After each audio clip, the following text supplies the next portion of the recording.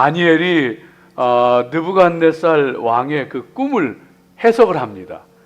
그리고 그 꿈의 해석대로 느부갓네살 왕은 미치광이가 되고, 그래서 짐승처럼 그 살다가 왕궁에서 쫓겨나서 들에서 짐승처럼 지내다가 7대가 지난 다음에 다시 왕위에 복귀하게 됩니다.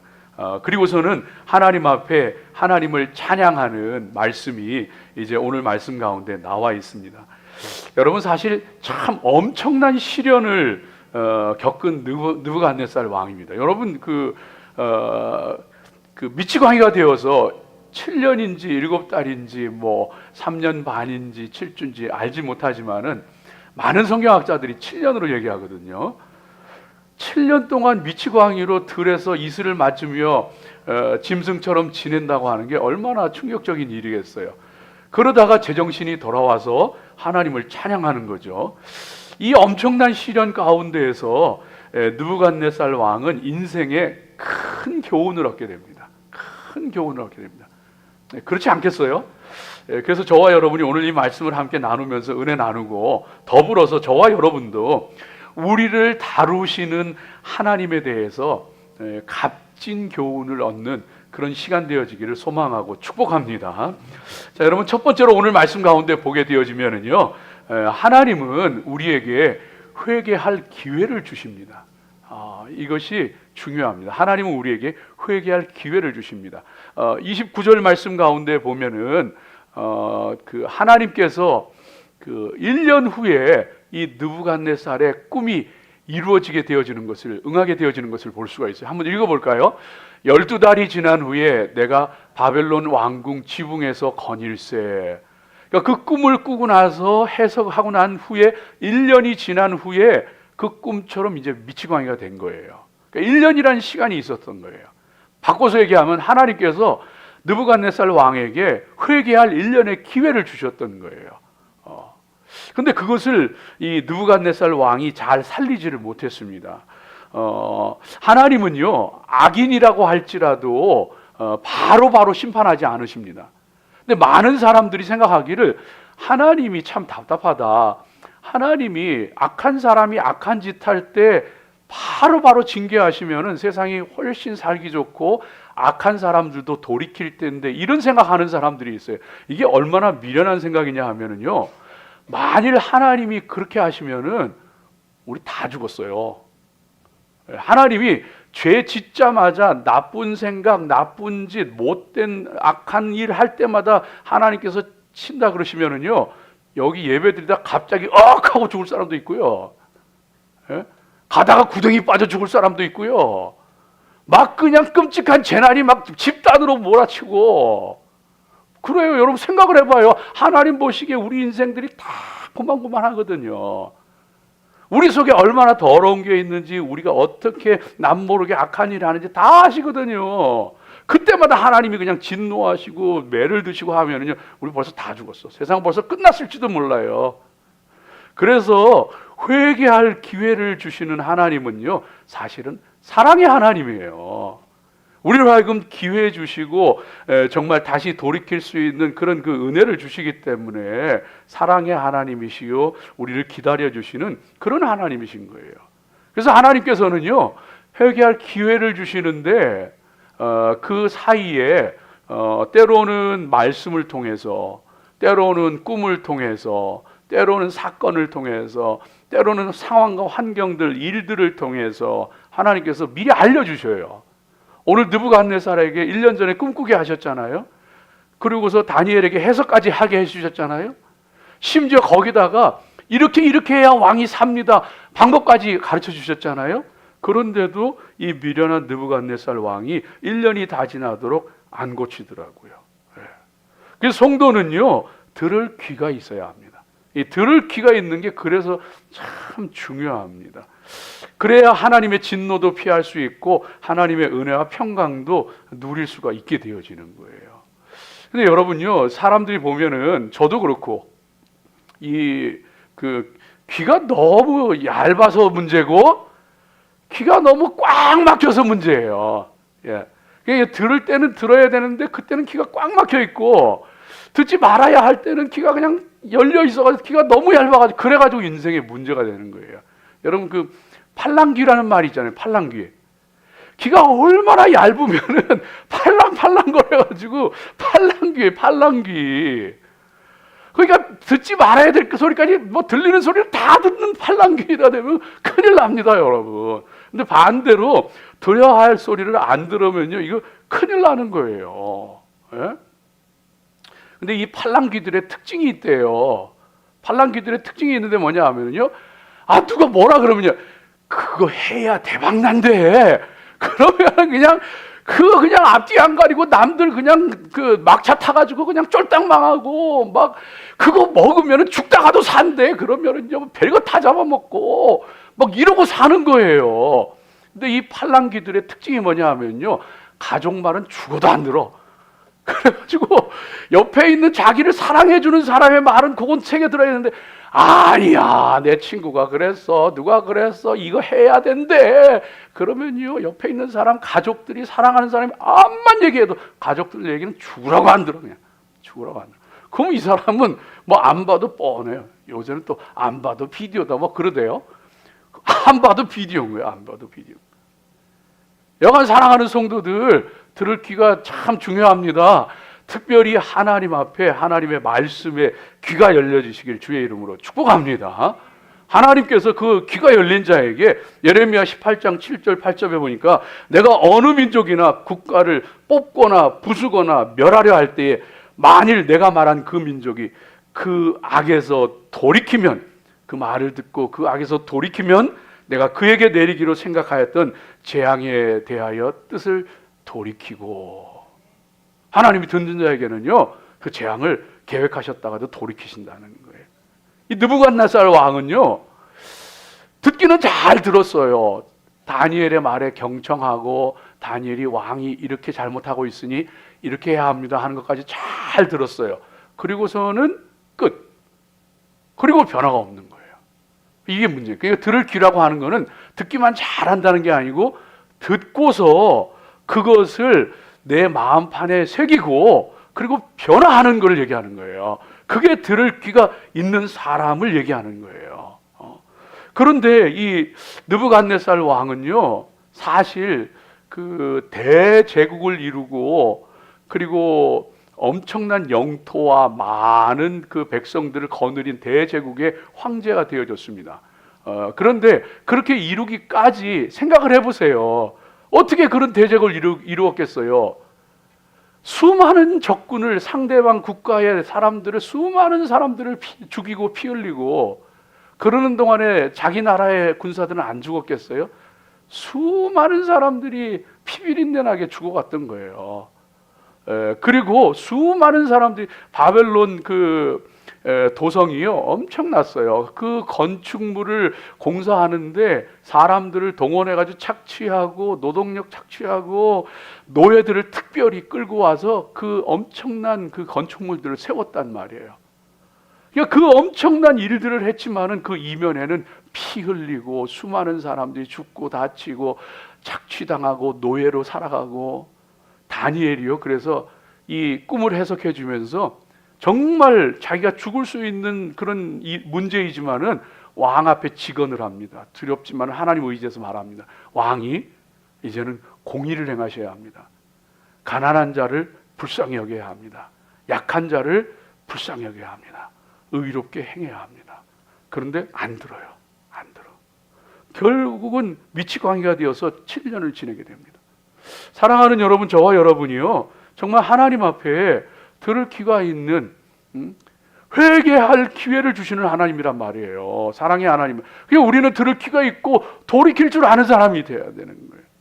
그런데 우리 신앙을요 가만히 보면은요, 신앙이 꼭 어떤 사람들은 그 스티로폼 같아요. 스타일로폼 같아요. 스타일로폼. 왜 그러냐 하면요, 스타일로폼은요 물속에 집어넣어봐요.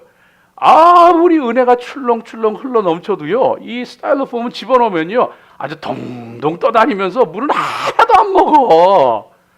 아무리 은혜가 흘러 넘쳐도요 지 혼자 그냥 날탱이야. 그러고 아유, 그 하나님 보시면 얼마나 얄밉겠어요. 얼마나 얄밉겠어요. 반대가 있어요. 스펀지들이 있어요. 스펀지들이. 그냥 은혜가 쏟아지는 대로 쏙쏙 빨아들이네. 근데 스펀지가 좋은 게 아니에요, 여러분. 그 사람 보면은 막 은혜가 쏟아지면은 받아들이고 그냥 늘 눈물 흘리면서 은혜에 젖어 있는 것 같은데 한번 딱 쥐어짜버리면은 뽀송뽀송.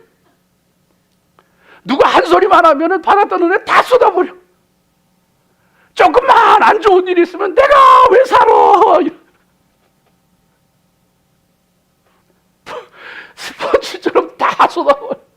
성도는요, 그냥 콩나물 시루에 콩나물처럼 콩처럼 그냥 은혜 부어주시면 다 쏟는 것 같아도 쑥쑥 자라나는 하나님 말씀 들을 귀가 열리고 그 속에 내가 변하고 자라가고 귀한 은혜의 성도들 되시기를 주의 이름으로 축복합니다.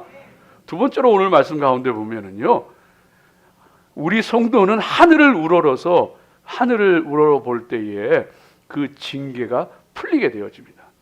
하나님의 그 징계가 풀리게 되어지는 것을 볼 수 있어요. 오늘 그 느부갓네살 왕이요, 그 7년 동안을 7대를 미치광이로 들에서 이슬 맞으면서 짐승처럼 풀을 먹으면서 그러고 살다가 7대가 지난 다음에 하늘을 우러봐요. 하늘을 우러봐요. 하나님께서 그 징계가 풀리게 하셔요. 그러니까 여러분요, 우리가 징계를 안 받으면 좋지만 징계를 받을 때에는요, 하늘을 우러봐야 돼요. 하나님 바라보고 하나님 찾고 그러면 징계가 풀리는 거예요. 여러분, 우리가 신앙생활 하면서 회개할 때 회개하지 않으면은요, 악함이 더해갑니다. 악함이 더해갑니다. 보세요. 1년 전에 꿈을 꾸었는데 그때만 해도 대제국 이루면서 백성들을 괴롭히고 수많은 전쟁으로 피 흘리고 그런 죄를 지었어요. 근데 1년 그때 회개했어야 되는데 다니엘의 말을 듣고도 회개를 안 했어요. 1년이 지났습니다. 더 악해졌네. 이제는요, 이 바벨론 궁성에 들어가서 그걸 딱 바라보면서, 이야, 내가 이 바벨론 도성을 내가 지었지. 이 영광이 다 나의 위엄이고 나의 영광이지 하면서 하나님은 안중에도 없고 자기가 하나님 자리에 올라가서 그러고서 막 거만하게 행하다가 하나님께서 치셔서 미치광이가 되는 거예요. 그러니까 사람은요, 회개할 때 회개해야지 회개할 때 회개하지 않으면 점점 악해집니다. 이 굉장히 문제가 됩니다. 여러분, 그래서 사람이 화날 때가 다 있죠. 그런데 에베소서의 4장 26절 말씀에 들려두시는 것처럼 분을 내어도 죄를 짓지 마세요. 화는 다 나요. 분은 누구나 다 나요. 그렇더라도 죄 짓지 마세요. 거기까지 가면 안 돼. 더 중요한 것은 해가 지도록 분을 품으면 안 돼요. 그러면 내일은 더 아주 못되고 악한 인간이 되는 거예요. 내 속에서 악이 자라는 거예요. 그래서 믿음의 사람은요, 정말로 쌓이고 쌓아두면은요, 나중에 걷잡을 수가 없게 되어져요. 그래서 절대로 쌓고 하면 안 돼요. 그러면요, 나중에 그냥 파국으로 치닫게 되어지는 거예요. 인간 관계도 그렇고 일도 그렇고 내 영성도 그렇고 회개할 때 회개하지 않고 쌓아두잖아요. 그러면 나중에는 그냥 말하자면 사람들 말대로 절단 나는 거예요. 그냥. 우리 그런 얘기 가끔 하잖아요. 내가 이날 이때까지 참아왔는데 막 그러잖아요. 이날 이때까지 참았는데 그러면서 막 화를 막 누가 그날 그때까지 참으래요? 지가 참았지 누가 참으래요? 성도는 둘 중에 하나 해야 돼요. 성령의 바람에, 은혜의 바람에 날려버리든가 그 사람 만나서 풀든가.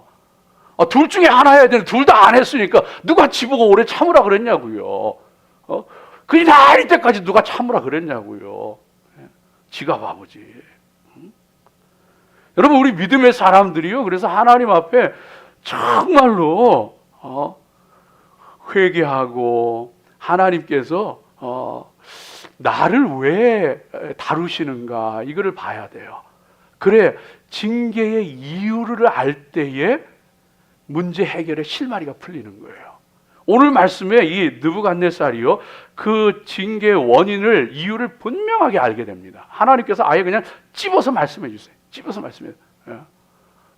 네가 미치광이가 되어서 7대를 지날 건데 그러고 나서야 내가 온 세상의 나라를 다스리고 그리고 그 위에 내가 누구를 세우기도 하고 비천한 자를 올리기도 하고 끌어내리기도 한다는 것을, 내가 온 세상 나라를 다스리고 내가 모든 사람을 다스린다는 것을 그때야 네가 알리라. 이 느부갓네살이 이 징계를 통해서 그것을 깨닫게 됩니다. 아, 내 징계가 원인이 여기 있었구나, 이유가 여기 있었구나. 그리고서는요 하나님 앞에 돌이키며 하늘을 우러러볼 때에 그 징계가 풀리게 되어지는 거예요. 여러분, 그래서 믿음의 사람들은요 특별히 번영의 때에 조심해야 됩니다. 번영, 잘 나갈 때, 번영의 때에 잘 나갈 때에 조심해야 됩니다. 왜냐하면 그 번영의 때에 사람은 마음이 부패해지기 쉬워요. 마음이 교만해지기 쉬워요. 이 느부갓네살이요 왜 이렇게 점점 더 악해져 갔느냐 하면은요, 이게 이 미치광이가 된 때가 언제냐 하면은 이 느부갓네살 왕 정권 말기예요. 모든 정복 전쟁을 마쳤어요. 모든 정복 전쟁을 다 마치고 대제국의 왕이 되었습니다. 그 대제국의 왕이 된 다음에 모든 것들이 평안하고 엄청난 건축물들을 짓고, 그리고서는요 그걸 내려다보면서 지가 하나님 노릇하는 거예요. 그래서 제가 그 그림을 하나 가져왔는데, 성경학자들이요 이 바벨론 왕궁을 거닐 때에, 그것이 공중정원을 거닐 때라는 말로 성경학자들이 그 추측을 합니다. 그 유적지가 남아 있는데 그 그림이 제목 뒤에 보면은 나와 있어요. 그 제목 뒤에 보면은 그림이 두 장이 있는데 한번 좀 보여주세요. 설교 제목 뒤에. 예, 저 그림이 이제 앞으로 나올 것인데 그게 뭐냐 하면은요, 궁중정원이라는 거예요. 궁중정원. 바벨론 느부갓네살 왕이 없어요? 예, 그럼 보지 마세요. 그냥 보지 말래요. 그냥 그리세요. 유적이 남아 있는데, 유적이 그저 이라크 바그다드 근처에 근교에 가면은 유적이 남아 있어요. 하늘정원이에요. 공중정원.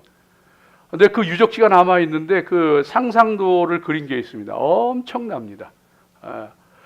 이 바벨론 궁성이 이중벽으로 내벽과 외벽이 있었는데 그 안쪽으로 7층 높이로 올라가 있는데 성벽보다도 무려 내벽보다도 20m 위로 올라가 있어요.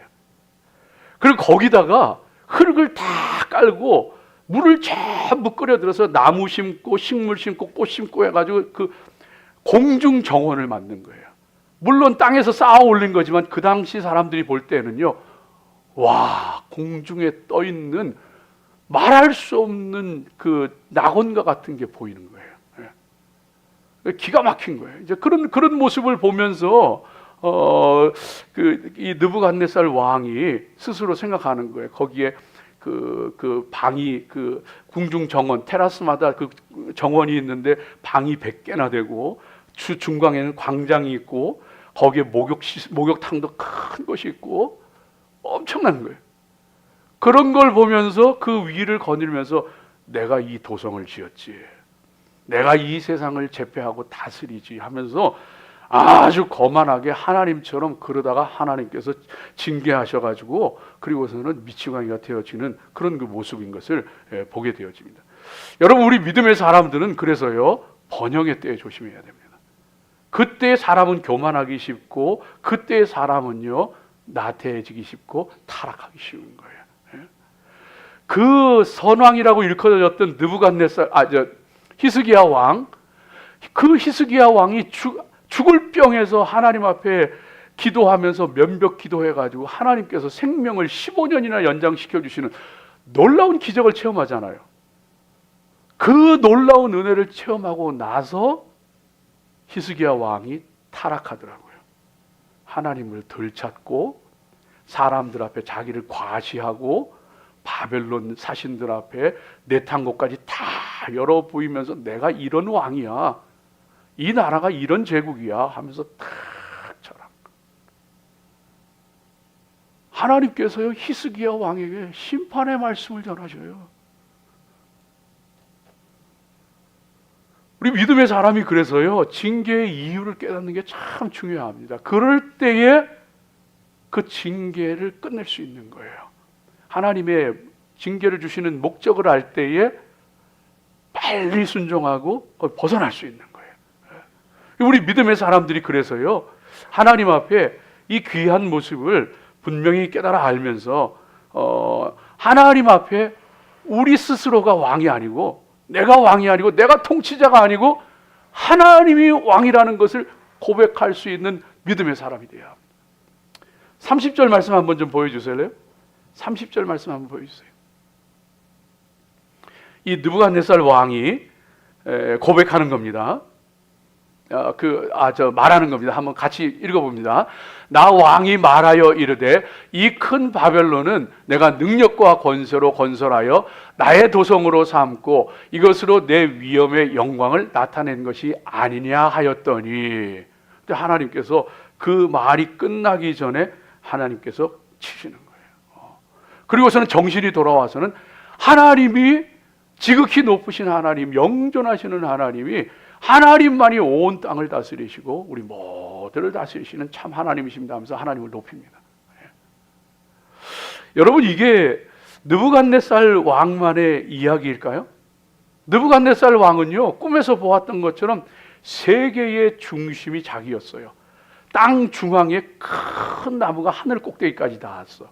그게 이제 느부갓네살 왕인 거예요. 그러니까 자기가 세계의 중심이고 자기가 세계의 왕이고, 하나님은 뭐 그런 거 생각지도 않고 안중에도 없고 자기가 하나님처럼 그러고 딱 쓴 거예요. 그럴 때 이제 하나님께서 치시는 그런 그 모습인 것을 보게 되어지는데, 여러분, 이런 모습이요, 안타깝지만 우리 가운데에서도 종종 발견되어집니다. 그래서요, 내가 세상의 중심인 것처럼, 내가 내 인생의 왕인 것처럼, 그래서 뭐라 그러냐 하면은요, 세상 살아가면서 나한테 좋으면은 그냥 다 좋은 거고, 나한테 안 좋으면은 그게 좋은 거든 안 좋은 거든 관계없이 나한테 안 좋으면 안 좋은 거고, 자기가 주인이에요. 자기가 중심이고 자기가 왕이에요. 자기한테 좋으면 다 좋은 거고 자기한테 싫으면 다 싫은 거예요. 그게 아니에요.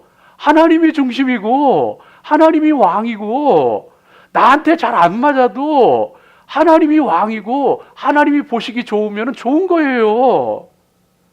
내 마음에 안 들고 내가 싫어도 하나님이 좋다 그러시면 좋은 거예요. 한국에 여러분, 그 IMF 구제금융 받았던 경제적으로 굉장히 위기의 때가 있었잖아요. 그때에 강남에 사는 그 부자들이요, 술을 마시면서 술잔을 부딪히면서 했던 얘기가 있어요. 술잔을 부딪히면서 이대로, 고금리 시대였거든요. 금리가 눈 뜨면 껑충껑충 올라가요. 강남 부자들이요, 이대로 우리는 너무 좋다는 거예요. 니들은 죽든 말든 나는 너무 좋아, 이대로. 내가 중심이 아니요, 내가 왕이 아니에요. 나 좋다고 다 좋은 게 아니에요. 하나님 보시기 좋아야 좋은 거예요. 하나님이 왕이신 거예요. 하나님이 세상의 중심이고 하나님이 주인이신 거예요. 많은 사람들이 나 죽으면 다 끝이야, 아무 소용없어, 그렇게 생각합니다. 아니에요.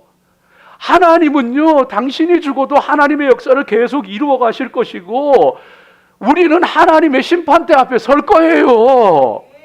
죽는다고 끝이 아니에요. 내가 중심이 아니라니까요. 주인이 아니라니까요. 하나님이 주인이시고 하나님이 왕이신 거예요. 가정에서도 하나님이 왕이에요. 하나님이 주인이에요. 남편들 왕 노릇하지 마세요. 그렇다고 아내도 왕 노릇하지 마세요. 예? 남편들이 왕 노릇하면서, 야, 남자가 이 가정에서라도 길을 펴고 살아야지, 세상에 나가서, 사회에 나가서 길을 펴고 사업도 잘 되고 승리하지. 말은 좋지만 아니에요. 여자도 왕이 아니에요. 아내들이 말하길 세상 바뀐 줄 모르는구만. 여자가 왕이야. 여자 말 들어서 못 되는 사람, 안 되는 사람 봤어? 여자 말 잘 들어서 잘 되는 사람도 별로 못 봤어. 여하간 뭐 그게 중요한 게 아니고 여하간 그게 중요한 게 아니고 여하간 남편도 아내도 왕이 아니고 하나님이 왕이시오. 말 들어야 되는 거예요. 하나님 말씀 따라가야 되는 거예요. 싫든 좋든 하나님 말씀 따라가야 되는 거예요. 우리 믿음의 사람들이요. 그래서 당신 내 말 들어서 손해난 적 있어? 그런 말 하지 마요. 내 말 들으라는 소리잖아요. 아니요. 하나님 말 들어요. 기도하고 남편이 됐건 아내가 됐건 아니면 둘이 됐건 기도하고 그러고 하나님 말씀 주시면 그리고 하나님 말씀 깨달으면 여보 우리 이렇게 하자. 여보 우리 이렇게 하자.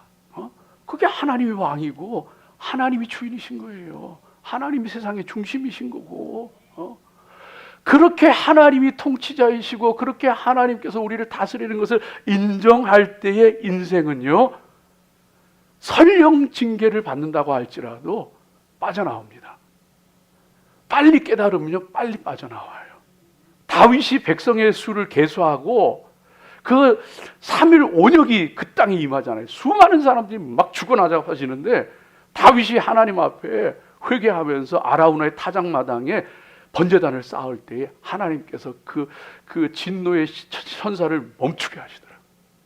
하나님의 뜻을 깨달아 알고 그 하나님이 징계 주시는 원인을 이유를 알고 목적을 알고 내가 바로 서고 하나님을 높이고 하나님을 높이고 하나님을 섬길 때에 그 징계가요 빨리 끝나요. 여러분요 오늘 느부갓네살이 들려주는 것처럼 하늘을 우러보십시오. 하늘을 우러볼 때에 그 정신이 제대로 돌아오게 되어지고 왕권도 돌아오게 되어지고 다 오늘 말씀에 보니까 다 돌아오더라고요. 하늘을 우러보는 거예요. 하늘을 우러보는 게 뭐예요? 하나님, 그전에는 내려다봤잖아요. 이 궁성이, 이 도성이 내가 지었고 건설했고 이 도성의 위엄이 나의 영광이요 나의 위엄이라고 하면서 자기 위에 아무도 없었어요. 내려다보고 다. 이제 우러러보는 거예요. 하나님 보는 거예요. 하나님 계신데 제가 몰랐어요. 하나님이 다스리시는데 제가 교만했어요. 38절 말씀에 들려주시잖아요. 하나님 제가 교만했어요. 하나님이 왕이시고 하나님이 높으시고 하나님 영존하시고 하나님 모든 것 다스리시고 세우기도 하시고 낮추시기도 하시고 하나님입니다. 사랑하는 성도들 정말로 하나님 앞에 하늘을 우러러보며 살아갈 수 있는 귀한 성도들 되시기를 주의 이름으로 축복합니다. 마지막 세 번째로 오늘 말씀 가운데 보면은요 우리 하나님께서는 우리에게 다시 기회를 주십니다. 다시 기회를 주실 때에 감사하고 영광 돌리며 살아가십시오. 여러분 이 말씀이 얼마나 감격적이에요. 저는 인생 살아보니까 그렇더라고요. 여러분 오래 살지는 않았지만은 인생 살아보니까 하나님이 저한테 다시 기회를 주실 때 너무 좋더라고요. 너무 감사하더라고요. 느부갓네살 왕에게 하나님께서 7대가 지난 후에 다시 기회를 주셔요. 누군가에게는 안 주셨을 수도 있어요. 그런데 그가 깨달으니까 다시 기회를 주시는데 이거보다 여러분 생각해 보세요. 느부갓네살 왕이 다시 왕위에 복귀하리라고 누가 생각했겠어요. 그런데 하나님께서 그가 제정신이 돌아오게 하시고 다시 왕으로 세우시는데 세상 이방 왕의 입에서 이런 놀라운 찬양이 여러분 오늘 말씀 쭉 한번 읽어보세요. 이런 놀라운 찬양이 이방 왕에서 입에서 나온다는 게 이방 왕의 입에서 막 하나님 찬양. 하나님 저와 여러분에게 다시 기회 주실 때에 감사하며 영광 돌리며 살아가십시오. 여러분요 예수님께서 이 땅에 오셨을 때에 왜 한 번 오셔서 모든 거 끝장내시지 왜 왔다가 또 가시고 또 다시 온다 그러는가? 그렇지 않아요?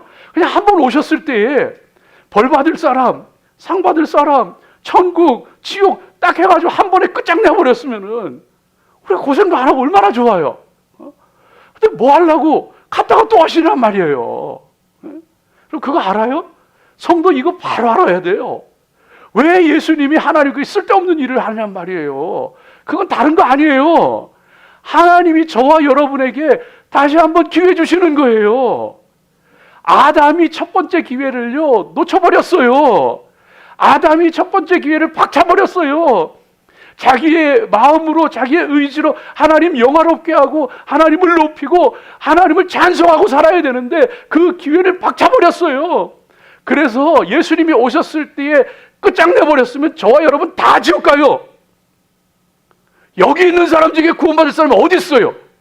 다 지옥 가는 거예요. 저와 여러분은 선택받지 못한 선민 이스라엘 아니요, 다 지옥 가는 거예요.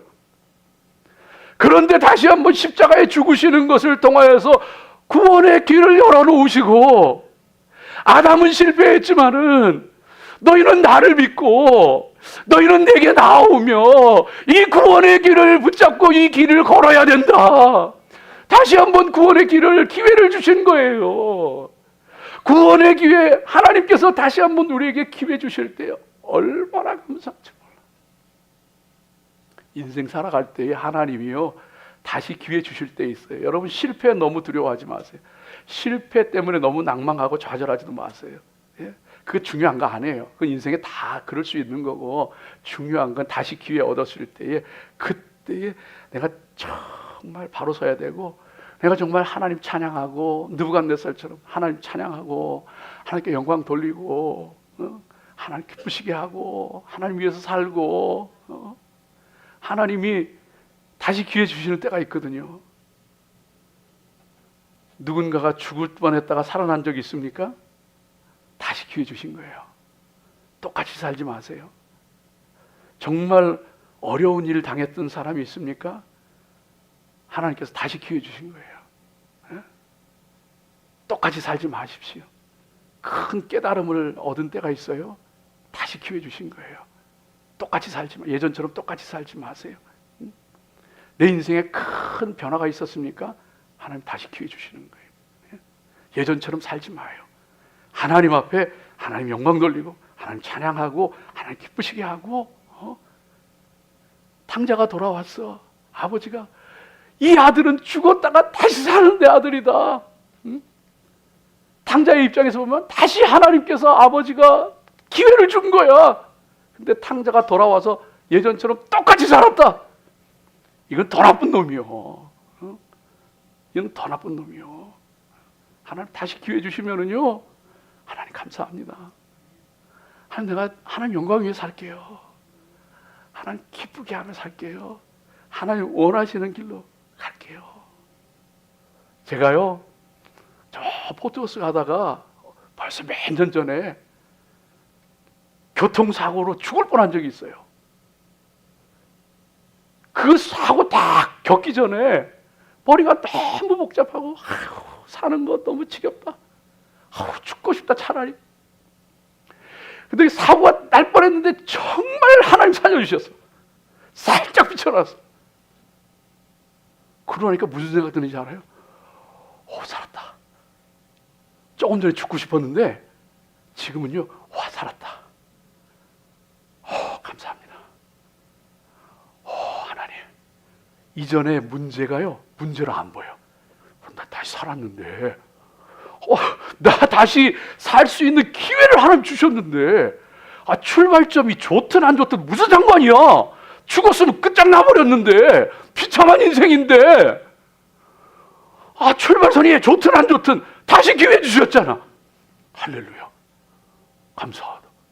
인생에 용기가 나. 하나님 앞에 감사가 솟아. 하나님 감사합니다. 하나님 다시 살려주셨으니까 내가 뭐든지 할 수 있어요. 하나님 영광에 있어서 할게요. 하나님 기쁘시게 하면서 할게요. 사랑하는 여러분, 그래서 지금이 중요한 거예요. 그래서 아침이 중요한 거예요. 눈 뜰 때 그냥 눈 뜨지 마세요. 기쁨과 환희 가운데 눈 떠요. 하나님, 오늘도 나에게 내 생명을 오늘도 허락하셨군요. 하나님 감사합니다. 새로 시작하는 이 하루 주님과 동행할게요. 주님 기쁘시게 할게요.